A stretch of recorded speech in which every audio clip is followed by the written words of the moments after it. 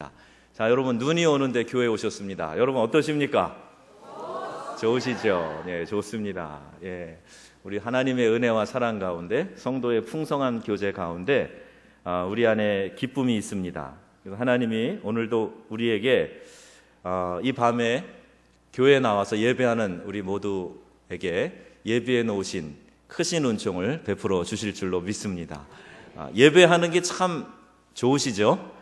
예, 예배의 기쁨과 감격을 깨달은 사람은 우리 사는데 다른 게 문제가 되지 않아요. 우리 하나님과 예배하는 것에 깊은 맛을 느끼고 살아가는 사람은 거기에서 모든 힘의 원천이 생기기 때문에 그 어떤 일도 우리가 좌절하고 또 그것 때문에 넘어지고 무너지지 않게 될 줄로 믿습니다. 그러니까 예배를 소홀히 할 때가 문제예요. 그게 제일 걱정스러운 일입니다. 그런데 예배 잘 드리는 성도는 목사가 별로 걱정 안 합니다. 저분은 분명히 이겨낼 거고 저분은 분명히 승리할 거고 축복을 거머쥘 거고 아멘도 안 하시고 하나님 주신 은총 속에 살 것입니다. 이렇게 확신하기 때문에 그래요. 그래서 여러분 예배에 나오시면 제가 무엇보다도 반갑습니다. 근데 예배 드릴 만한 분이 예배에 안 나오시면 제가 좀 염려가 돼요. 그래서 우리 공예배는 내가 직분자다 그러면 꼭 지켜서 하나님께 영광 돌려야 되겠다 마음에 작정을 하시면 또 지켜집니다. 아무리 바빠도 힘들어도 몸이 약해도 작정을 하면 하게 돼요.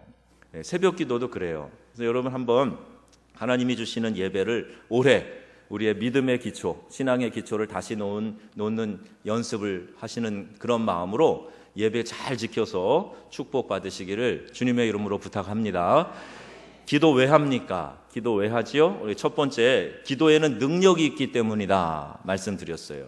기도에는 능력이 있기 때문에 우리 기도해야만 합니다. 늘 연약하고 이렇게 늘 넘어지고 그리고 늘 좀 올라가는 듯 하다가 다시 뚝 떨어지고 이런 신앙을 갖지 말고 기도를 통해서 우리가 하나님의 능력을 한번 경험해 보자. 그리고 구체적으로 사랑의 중보 기도를 하면서 하나님이 내 옆에 두신 사람들 그들에게 하나님의 축복이 임하도록 한번 뜨겁게 기도해 보자. 그래서 우리 연습하고 있어요. 우리 중보기도 팀이 모여서 이제 중보기도 용사도 만들고 뜨겁게 기도하려고 이 준비를 하고 있습니다. 또 가끔 또 새벽에 또 밤에 기도할 때 이런 사랑의 중보기도 연습하고 있어요. 목장에서도 이렇게 하시라고 제가 자주 말씀드리고 있습니다. 자, 기도 왜 하는가? 두 번째, 기도가 축복의 통로가 되기 때문이다. 첫 번째는 뭐라고요? 기도가 뭐가 있다고? 능력이 있기 때문이다. 기도 왜 하는가? 두 번째, 축복의 통로가 되기 때문이다. 하나님이 많은 걸 예비해 놓으셨는데 우리의 기도를 통해서 그것을 우리의 삶에 하나님께서 베풀어 주신다는 겁니다. 그러니까 기도를 깊이 하고 하나님이 원하시는 기도의 분량으로 기도하고 이 기도를 통해서 하나님 예비해 놓으신 축복이 우리의 삶 가운데 임하게 된다는 것입니다. 세 번째는 기도가 바로 하나님과의 대화이기 때문이다 그랬어요. 영적인 삶을 살려면 우리 영혼도 호흡을 해야 되는데 이 영혼의 호흡이 바로 기도다. 하나님과의 대화가 바로 기도다. 이렇게 말씀을 드렸습니다. 오늘 네 번째 시간으로 기도로 이루는 승리에 대한 말씀을 다시 한번 드리려고 합니다. 아말렉과 이스라엘이 지금 전쟁을 합니다. 들판에서 지금 물리적으로 군대와 군대가 만나서 싸움을 하고 있는 겁니다. 그런데 항상 그랬듯이 이스라엘은 자기보다 약한 존재들과 붙어본 적이 없어요. 항상 주변의 강대국들이 지리적으로 요충지인 이 이스라엘 사람들을 쳐들어와서 괴롭히고 그랬습니다. 블레셋과 아말렉과 싸울 때 항상 이스라엘은 열세에 있었습니다. 그런데 들판에서 전쟁이 일어나는데 이 들판에서의 전쟁의 승패, 즉 밀고 밀리는 이 줄다리기처럼 밀고 밀리는 그 과정의 승패가 어디에서 결정이 되는가 봤더니 지금 모세가 든 손에 달려있더라는 겁니다. 그래서 모세의 손이 피곤하여 이렇게 내려오게 되면은 이스라엘이 밀리는 거예요. 그런데 모세가 손을 번쩍 들고 있으면 이스라엘이 치고 나가서 이기는 그런 이상한 광경이 지금 여기에 기록되어져 있습니다. 이 손을 드는 의미는 바로 하나님의 도우심을 간구하는 겁니다. 하나님과 연합되고 접촉되는 것을 상징하는 겁니다. 우리가 손을 들어서 찬양을 하는 것도 좀 더 구체적인 의미로 이야기를 한다면 적극적으로, 내가 좀 더 적극적으로 하나님께 영광을 돌리고 그분을 만나고 그분의 임재를 사모하고 이제 그런 마음이 드니까 저절로 손도 올라가고 또 하나님께 영광을 표시하는, 손을 드는 자세도 많이 달라요. 그렇죠? 경배를 표시하기 위해서 이렇게 하기도 하고 무엇인가 하나님으로부터 받는 의미에서 이렇게 표시하기도 하고 손을 드는 모양도 다릅니다. 마음의 감동에 따라서 우리가 그렇게 하나님께 제스처를 하는 거죠. 표현하는 겁니다. 예. 그리고 이 여기 특별히 기록되어져 있는 오늘 이 출애굽기에 모세의 팔, 이것은 하나님께 기도하기 위하여서 든 팔이었어요. 모세의 팔은 하나님께 기도하기 위해서 든 팔입니다. 이 기도의 팔이 내려오니까 적군 아말렉이 쳐 들어오게 되는 거고 더 힘있게 밀고 오는 겁니다. 그리고 이 기도의 팔이 높이 올려지니까 이것을 통해서 이스라엘이 치고 나갑니다. 그러니까 여호와 니시라고 하는데 여호와는 나의 승리의 깃발입니다. 그런 뜻이에요. 그러니까 하나님이 나의 승리이십니다. 이렇게 이야기를 합니다. 여러분은 개인 기도의 팔을 얼마나 들고 계십니까? 얼마나 오랫동안 여러분 팔을 들고 계실 수 있습니까? 우리 교회의 본질은 기도의 팔에 달려 있습니다. 얼마나 교회가 피곤을 느끼지 않고 오랫동안 기도의 팔을 들고 있을 수 있느냐에 따라서 그 교회의 영적인 능력이 결정된다는 겁니다. 기도의 팔, 하나님을 향해서 간절한 마음으로 뻗어 올린 그 기도의 팔을 통해서 영적 전쟁에 우리가 넉넉히 승리하게 된다는 말씀입니다. 여러분 어떻게 기도하고 계세요? 여러분의 기도의 삶은 어떠하십니까? 저희가 이제 중보기도 팀을 만들어서 교회에 이제 기도의 제목을 넣어서 기도함에다 집어넣기 할 거예요. 그러면 같이 기도도 하고 그러는데 사실 우리가 다 같이 동일하게 기도할 수 있는 시간을 내면 좋겠지만 그리 못할 때가 있지 않아요? 그런데 교회는 기도를 멈추면 안 됩니다. 그래서 계속해서 이 기도가 진행될 수 있도록 어떤 특수부대도 필요하고 군대에도 그죠? 뭐 상근 예비역도 있고 방위병도 있고 현역병도 육해공군이 있듯이 우리 기도에도 정말 내 진을 쏟아서 기도할 수 있는 특별한 그룹이 필요해요.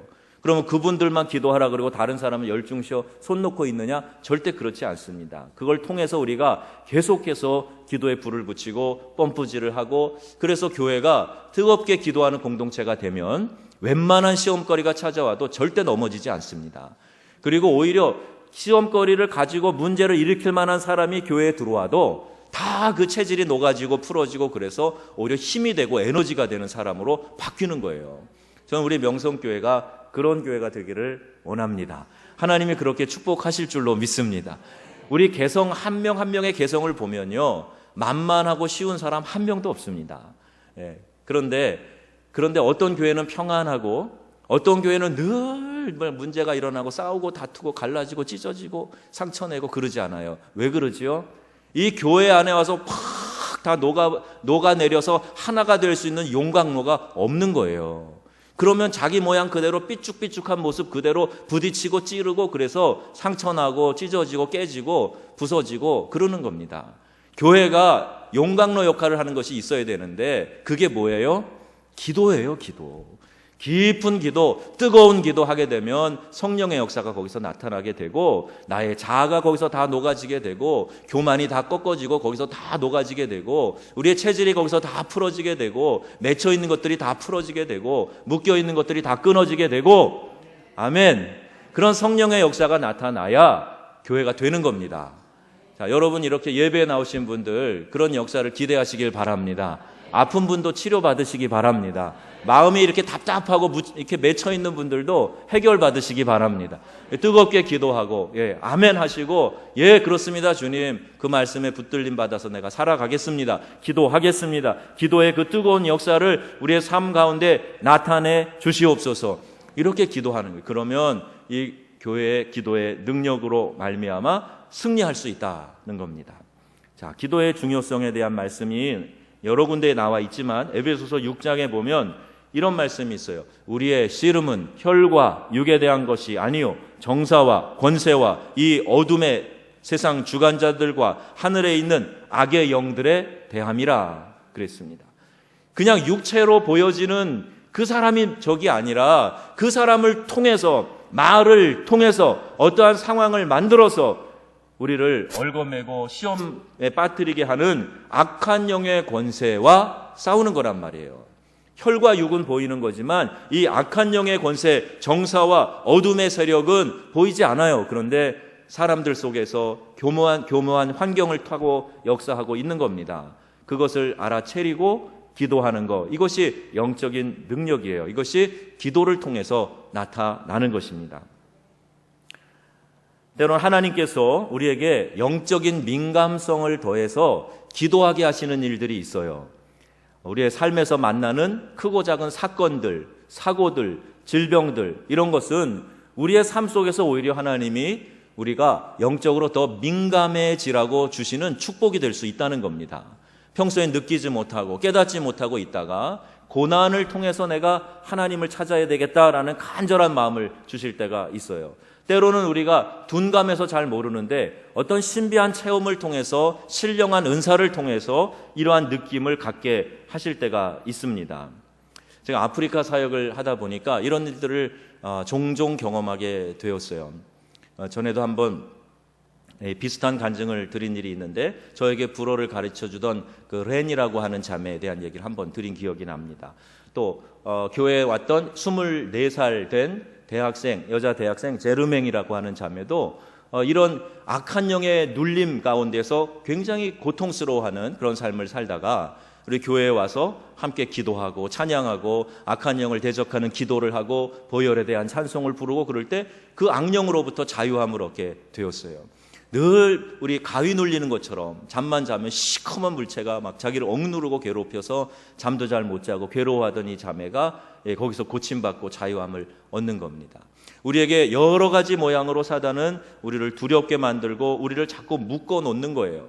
마음을 상하게 만들고 주님 앞에 더 가까이 가지 못하도록 자꾸 방해하고 회방을 합니다. 그래서 여러분, 말씀에 생명이 있다고 믿으시면 하나님의 말씀이 내 심령 안에 들어와서 나를 변화시킬 수 있는 능력의 말씀이 되게 여러분 기도하셔야 됩니다.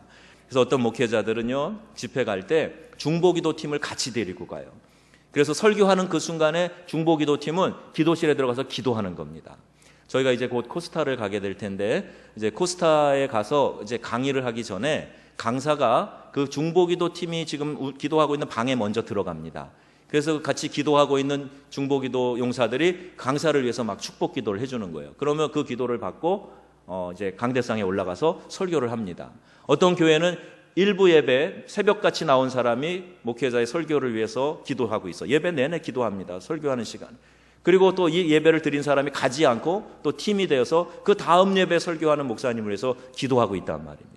자, 저는 여러분들에게 이러한 중보기도의 사역의 중요성에 여러분들이 좀 깨달음이 있고 또 함께 동참하실 수 있게 되기를 바랍니다. 전도 집회를 가거나 찬양 집회를 하게 될 때에도 그때 함께 중보기도팀이 따라가서 기도하는 거예요. 그래서 하나님의 영이 온전히 그 회중을 사로잡아 주시도록 악한 영의 방해가 다 묶여서 악한 영이 이 은혜 받는 자리를 방해하지 못하도록 기도하는 겁니다. 이러한 중보기도의 역사를 통해서 하나님이 우리에게 주시는 영적인 승리가 놀라운 거예요.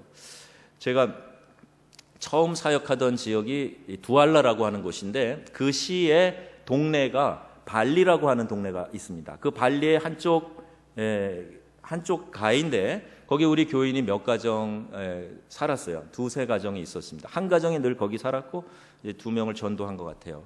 그런데 그 지역에, 그 동네에는 희한하게 이 정신착란증에 빠진 사람들이 많이 있어요. 근데 옆에 이렇게 더러운 하수가 흐르고 그리고 그 집이 허름한 집이 몇 채가 있는데 희한하게 그 동네에 들어가 살면 사람이 온전하지 않은 모습을 보게 됩니다. 저는 이 예수전도단 같은 데서 나온 책들을 좀 읽어보니까 지역을 점거하고 있는 영이 있다, 이런 설명도 있더라고요. 뭐 100% 다 공감하는 건 아니지만 아프리카 사역을 통해서 보니까 일리가 있다 하는 생각이 들었어요. 그래서 그 지역을 우리가 하나님의 능력으로 풀어내는 사역을 해야 됩니다. 여러분이 이 정읍이 성시가 될 수 있도록 기도하는 것도 필요합니다. 그래야 이 도시가 죄악이 관영한 도시가 되지 않고 복음을 전해도 그 복음이 잘 들어가서 생명을 살리게 되고 교회들을 찢어놓고 분열시키는 악한 영들의 권세가 끊어지게 되는 거예요. 그리고 교회들이 평안해지게 되고 은혜 받고 성장하고 하나님 주신 사명을 감당할 수 있게 되는 겁니다. 이 지역을 위해서 여러분 기도하시기 바랍니다. 그래서 제가 몇 번 정읍사공원에 올라갔어요. 거기에 올라가니까 우리 교회 쪽 이쪽으로 집들이 많이 보이더라고요. 그래서 손을 들고 축복하면서 기도했습니다. 하나님, 이 도시가 거룩한 도시가 되게 해 주옵소서. 저기 우리 명성교회 있는 것 같은데 저 교회가 중심이 되게 하여 주옵소서. 그런 기도한단 말입니다. 날 좀 풀리면 관심 있는 분들은 따라오세요. 토요일 같은 때 가려고 그래요. 이제 가서 거기서 주여 부르짖어 기도하는 거죠. 손을 들고 기도하는 거예요. 부끄러우세요? 아니요. 얼마나 좋은지 몰라요. 제가 몇 번 갔는데 어느 주행가는 제가 주여 주여 하고 거기서 몇 번 기도하고 내려오는데 저쪽 옆에 산에서 또 누가 주여 그러더라고요. 그 누군지 모르겠어요. 한번 산에 올라가 보려고 그래요. 누가 금방 배우고 따라하는지. 그래서 이 지역을 축복해야 됩니다. 그래야 하나님의 능력이 이 지역을 완전히 다스릴 수 있도록 우리가 기도하고 하나님은 그 기도를 기다리고 계신단 말이에요. 정읍이 성시가 될 줄로 믿습니다. 우리 교회 때문에 거룩한 변화가 일어나게 될 줄로 믿습니다. 우리가 가지고 있는 놀라운 권세를 사용하지 않은 거예요. 영접하는 자 곧 그 이름을 믿는 자들에게는 하나님의 뭐가 되는? 자녀가 되는 뭐를 주셨다고요? 권세를 주셨다는 겁니다. 여러분 하나님의 자녀이십니까?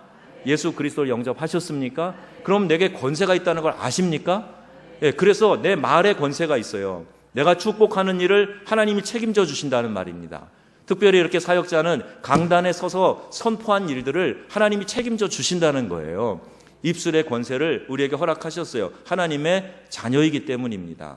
그러니까 여러분 그 축복의 권한을 어떻게 사용하시려고요? 마구 사용하셔야죠. 잘 사용하셔야 되잖아요. 그래서 그 축복을 하나님이 우리에게 권세로 주셨는데 자녀된 권능을 그 권세를 사용하면서 살아가는 것.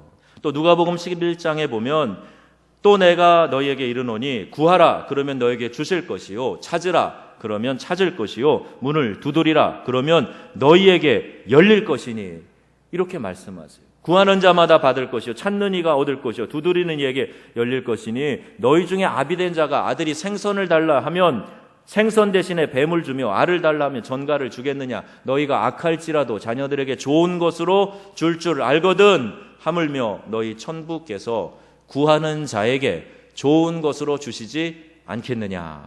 이렇게 말씀하세요. 또 마태복음에 보면 구하는 자에게 성령을 주시지 않겠느냐. 하나님 이렇게 말씀하십니다. 오늘 이 수요 예배는 성령의 밤이 되길 바랍니다.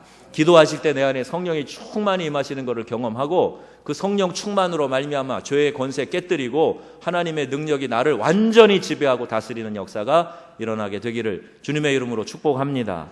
자, 유대 사상 가운데 이름이 갖는 의미들이 많이 있어요. 이름이 그 사람 자체입니다.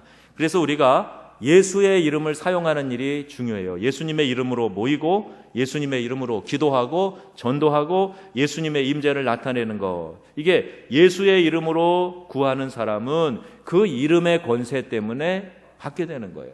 나는 아무것도 아니지만 나는 어떻게 보면 죄덩어리죠. 늘 죄를 생산하는 공장이지요. 그런데 하나님이 나와 함께 하시고 내가 예수를 구주로 고백하기 때문에 그 예수의 이름의 권세를 가지고 악한 영을 쫓아내기도 하고 질병을 고치기도 하고 우리의 삶의 문제들을 해결할 수 있게 된다는 겁니다.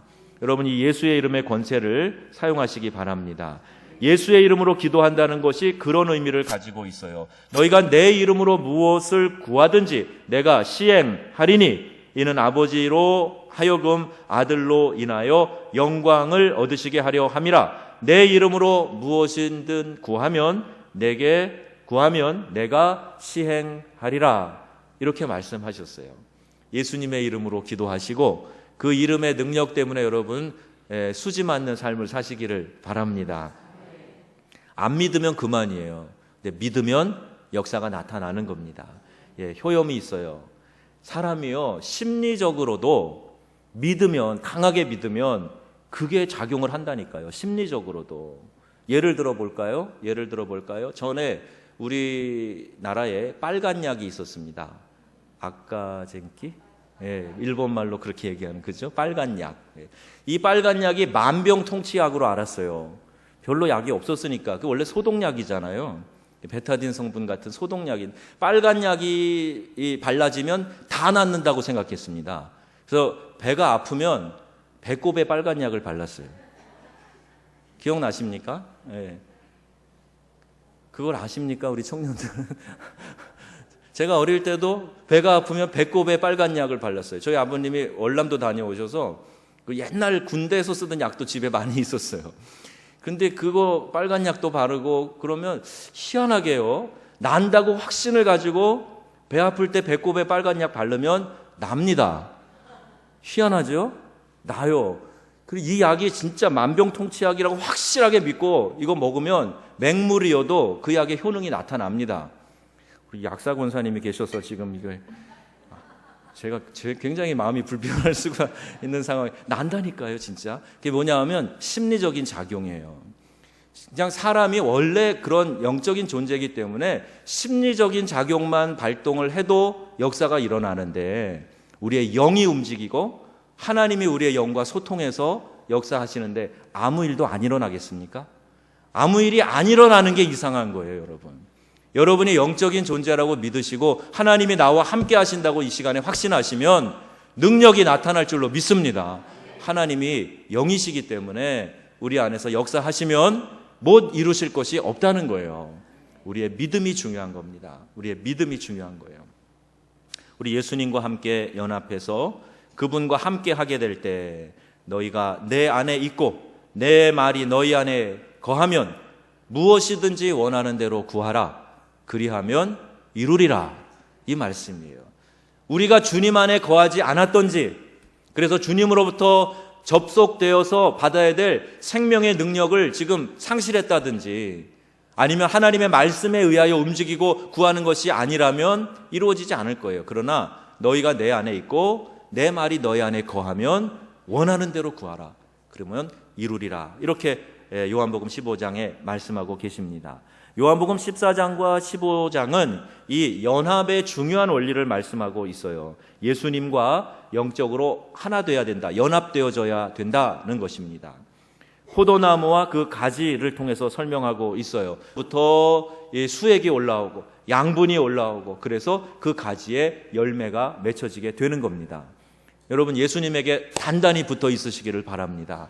사단은 자꾸 거리를 만드는 거예요. 거리를 만들어요. 서운하게 만들고 소통 안 되게 만들고, 기도해봤지만 응답 없잖아, 나는 내가 원하는 거 구했는데 하나님 안 들어주셨잖아, 그러면서 자꾸 거리를 만드는 거예요. 섭섭막이 들어가서 섭섭하게 만들어 버리는데, 사람 사이만 섭섭한 게 아니라 하나님에게도 괜히 서운한 마음 들게 해서 멀게 느껴지게 합니다. 그런데 우리는 하나님과 내 사이가 부모와 자녀 사이인 거예요. 그 부모는 자식에게 할 수 있는 대로 최고로 좋은 것 주기를 원합니다. 그러죠? 너희가 악할지라도 자식에게 좋은 것 줄 줄 알거든. 하물며 하늘에 계신 너희 아버지께서 구하는 자에게 좋은 것으로 주시지 않겠느냐 말씀하시잖아요. 그러니까 내가 중심으로 주님 안에 있으며 간구하며 기도한 것, 내 뜻대로 이루어지지 않았을지는 몰라도 하나님은 나에게 가장 좋은 것을 주시는 좋으신 아버지이시다. 이 확신을 여러분 굳건히 하시기를 주의 이름으로 축원합니다. 그럼 여러분 분명히 깨닫게 되실 거예요. 지금은 몰라요. 그러나 시간이 지나면 이래서 하나님이 나를 이렇게 인도하셨구나 하는 것을 각자의 삶에서 깨닫게 되는 겁니다. 때로는 하나님이 인생에 찾아오는 실패도 사용하세요. 고통도 사용하십니다. 아픔도 사용하세요. 이별도 사용하십니다. 그러나 그 모든 것이 다 하나님을 사랑하는 자, 곧 그 뜻대로 부르심을 입은 자들에게는 그 모든 것이 다 합력하여 선을 이루느니라 말씀하고 계세요. 하나님이 선을 이루기 위해서 우리의 모든 것을 사용하시겠다고 말씀하고 계시는 겁니다. 그리고 그 우리 간구하는 우리에게 성령을 주시겠다고 말씀하고 있습니다. 자, 여러분, 우리가 기도의 손을 높이 들어야 할 이유가 바로 여기에 있어요. 기도의 손을 높이 들어서 하나님 앞에 간구할 때에 이 기도로 말미암아 승리하게 될 줄로 믿습니다. 사무엘상에도 보면요, 저는 이 광경을 참 좋아합니다. 아이들에게도 동화로 많이 이야기를 해주고 설교에도 이 학생들한테도 자주 이야기하는데 너무 이 장면이 드라마틱해요. 사무엘상 17장에 나오는 장면이에요. 우여곡절 끝에 결국 다윗이 전장에 나가서 골리앗과 맞붙게 되지 않습니까? 이제 17살도 안 돼서 군대에 징집된 나이도 아니에요. 형들, 아버지 이세 심부름으로 형들 만나러 전장터에 갔다가 이 블레셋의 장군, 기골이 장대한 아낙 자손의 후손, 거인 네피림의 후손이 아낙 자손이거든요.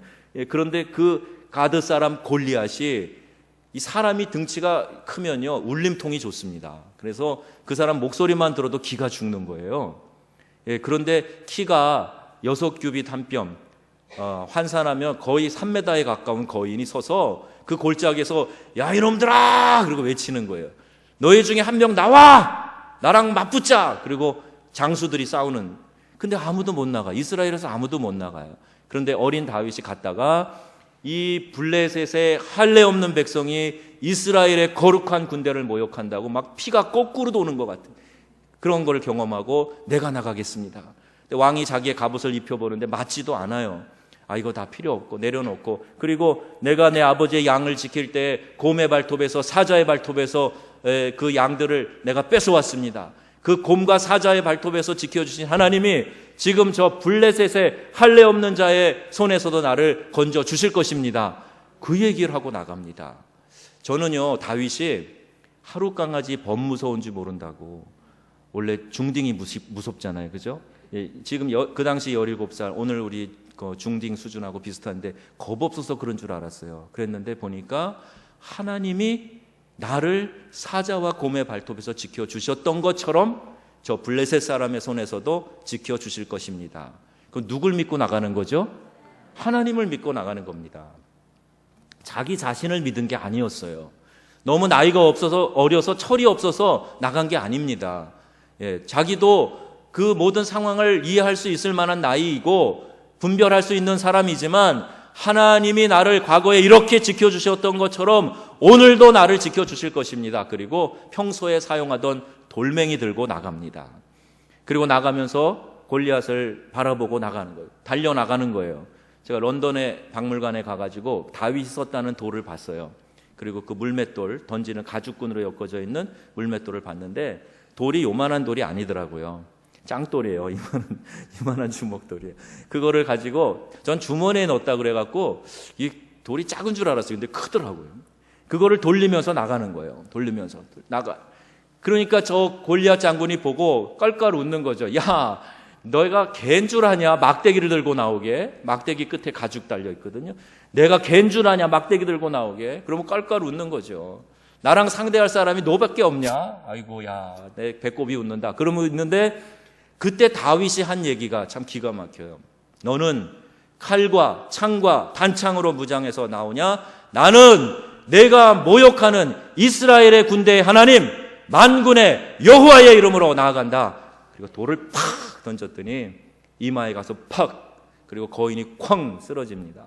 달려가서 골리앗이 차고 있던 칼로 처형을 하는 거예요.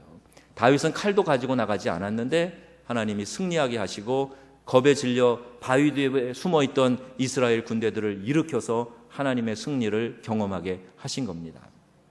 누구를 의지했어요? 하나님을 의지하는 거예요. 하나님을 의지한다는 가장 적극적인 표현이 뭐냐 하면 기도입니다. 기도하지 않는 사람은요, 다른 게 교만한 게 아니라 기도하지 않는 사람은 교만한 거예요. 기도하지 않는 게 교만입니다. 어떤 분들은 이렇게 인사할 때 고개를 거의 90도로 이렇게 인사합니다. 제가 북한에 대해 연구하다 보니까 북한 비디오들을 많이 보는데 북한의 어떤 사람들은요, 김정은이 앞에서 절할 때 정말 90도로 해요. 90도로. 그런데 그 속에 무슨 생각을 하고 있는지 모르죠. 사람이 태도만 고개를 푹 숙였다고 해서 겸손하지 않습니다. 말할 때 그냥 말대꾸 안 하고 다 잘 듣고 있다고 해서 그게 겸손한 게 아니에요. 진짜 겸손한 것은 잘 순종하는 게 겸손한 거고, 진짜 겸손한 것은 하나님 앞에 겸손은 다른 게 아니라 그 하나님 앞에 기도하는 사람이 겸손한 사람입니다. 교만한 사람은 자기를 믿고 자기를 의지하기 때문에 기도 잘 하지 않아요. 겸손한 사람이 하나님께 매달리는 겁니다. 기도는 약자들이 하는 어떤 하나님 앞에 그냥 하소연하는 탄식이 아니라 기도는 강한 사람이 할 수 있는 거예요. 하나님의 능력을 덧입어서 살아가는 강한 사람이 계속 더 기도하게 되는 겁니다. 여러분, 오늘 우리가 영적인 싸움을 싸웁니다. 그러기에 이 영적인 싸움에 천군 천사가 동원돼야 되고 하늘 보좌를 움직일 중보 기도가 살아 있어야 됩니다. 기도는 하나님을 신뢰한다는 뜻입니다. 기도는 하나님께 초고속 전령을 보내는 것입니다. 일평생 5만 번의 기도 응답을 받았던 조지 뮬러의 기도 우리가 배워봐야 돼요. 그리고 한번 실천해 봐야 됩니다. 기도가 우리의 삶에 이렇게 놀라운 역사를 일으켜 준다 하는 것을 우리의 삶에서 체험해 보아야 됩니다. 여러분, 이 시간에 기도하시면서 이 기도로 이루는 승리를 확신하시고 믿음으로 기도하시기를 주 예수님의 이름으로 축원합니다. 아멘.